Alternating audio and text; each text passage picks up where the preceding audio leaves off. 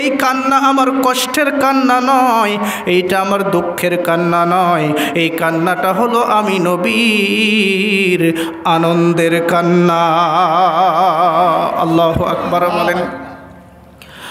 আল্লাহ নবী বলেন, আয়েশা আজকের যে নামাজের জামাত আরম্ভ হয়েছে, তুমি জানো না আয়েশা, জানো না এই নামাজের জামাত প্রতিষ্ঠার জন্য উহুদের ময়দানে আমার কত কষ্ট হয়েছে। তাইফের ময়দানে আমাকে রক্তাক্ত করে দিয়েছে, চতুর্দিক থেকে বৃষ্টির মতো পাথর নিক্ষেপ করছে, আমার সারা শরীর রক্তে জর্জরিত, আমার জুতা ওই রক্ত দিয়া আমার জুতা পায়ের সঙ্গে এমনভাবে আটকে গিয়েছিল আয়েশা।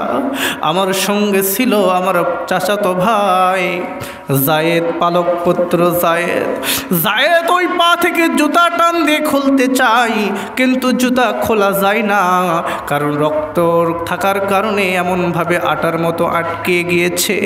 তখন জোরে করে যখন টান দেয়, রে আয়েশা তুমি বিশ্বাস করবে না, আমি নবীজির মনে হয় ওই জুতার সঙ্গে আমি নবীজির কলিজাটা বেরিয়ে যায়। আল্লাহু আকবার বলেন।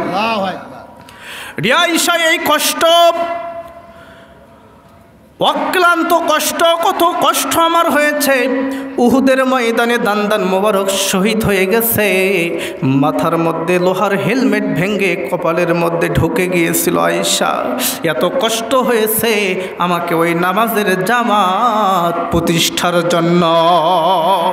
আজকে আমি নবী দেখতে পাচ্ছি, আমার অনুপস্থিতিতে মসজিদে নববীতে জামাত আরম্ভ হয়ে গেছে।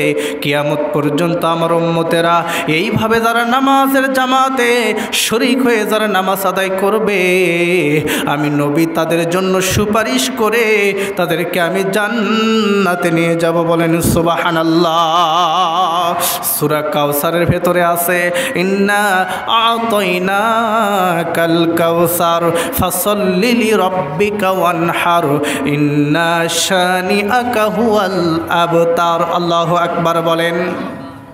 আল্লাহ পাক নবীদিকে দিয়েছে হাউজে কাউসার, নামাজ পড়বে এবং কোরবানি করবে যারা, ওই হাউজে কাউসারের পানি পাবে তারা।